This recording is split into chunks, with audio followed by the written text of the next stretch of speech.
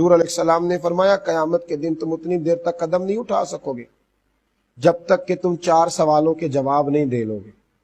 یہ بخاری میں موجود ہے، ترمذی میں موجود ہے۔ یہ نبی کریم علیہ السلام تربیت فرما رہے ہیں، ہمیں حضور بتلا رہے ہیں کہ یاد رکھنا، ذہن میں رکھنا کہ 4 سوالوں کا جواب تم نے دینا ہے۔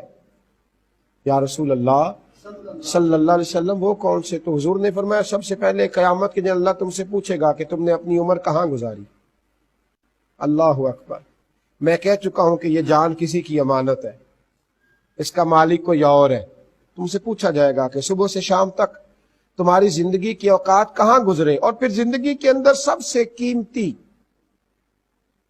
انسان کا وقت جوانی کا ہوتا ہے۔ پہلا سوال یہ پوچھا جائے گا کہ عمر کہاں گزاری، تو دوسرا سوال یہ ہوگا کہ جوانی کہاں گزاری۔ اور میرے نبی رحمت علیہ الصلوۃ والسلام فرماتے ہیں تیسرا سوال یہ پوچھا جائے گا کہ مال کمایا کہاں سے اور خرچ کہاں کیا۔ یعنی مال کمانے کے بعد بھی آپ اس کے مالک نہیں بن گئے، آپ کو یہ بتانا ہے کہ کمایا کہاں سے اور پھر آپ نے خرچ کہاں کیا۔ اور حضور آخرت کی فکر دیتے ہیں، نبی کریم علیہ الصلوۃ والسلام فرماتے ہیں چوتھا سوال یہ پوچھا جائے گا کہ جو تم جانتے تھے تم نے اس پر عمل کتنا کیا، جو تمہیں خبر تھی، جو تم بتلاتے تھے، جس کا تم شعور رکھتے تھے، تم نے اس پر عمل کتنا کیا۔ میرے رسول کریم علیہ السلام نے خود لوگوں کو یہ پیغام دیا، لوگوں کو بتلایا کہ تم ان 4 سوالات کی تیاری کر کے رکھو، یہ قیامت کے دن تم سے پوچھے جائے۔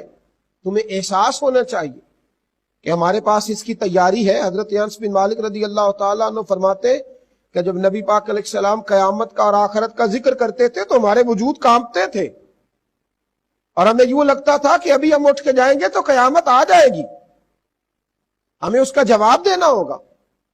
میرے بھائی فکر پیدا کریں، فکر۔ بہت سارے لوگ آج کہتے ہیں ہم نے ظلم کیا تو کیس سے بھی بری ہو گئے، مکان پر قبضہ کیا تو کچھ بھی نہیں ہو سکا، ایسے ہی گھوم رہے۔ تو بھائی یہ تو چھوٹی عدالتیں ہیں، کمزور عدالتیں ہیں، اصل عدالت تو قیامت میں لگے گی۔ اس کی فکر کرو، اس کی تیاری کرو۔ اور یہاں کی عدالتیں تو مجبور ہیں، معذور ہیں، گواہوں کی ضرورت ہے، حاجت مند ہے۔ تو صبح قیامت تو تمہارا اپنا وجود تمہارے خلاف گواہی دے گا، تمہارے ہاتھ، تمہارے پیر، تمہارا وجود گواہی دے گا۔ زبان پر مہر ہوگی، ہاتھ پیر بولیں گے، اللہ کی بارگاہ میں گواہی دیں گے۔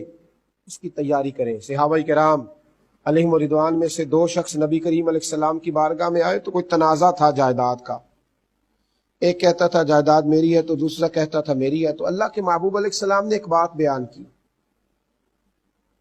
حضور فرمانے لگے ہو سکتا ہے آج کوئی آدمی تیزی دکھائے اور اس کا فیصلہ اپنے حق میں کرا لے، یعنی کسی منصف کے پاس جائے کسے باشد اور وہ اپنے دلائل زیادہ دے، باتیں زیادہ سنائے اور فیصلہ اپنے حق میں لے لے، پر قیامت میں تو اس نے حساب دینا ہے نا۔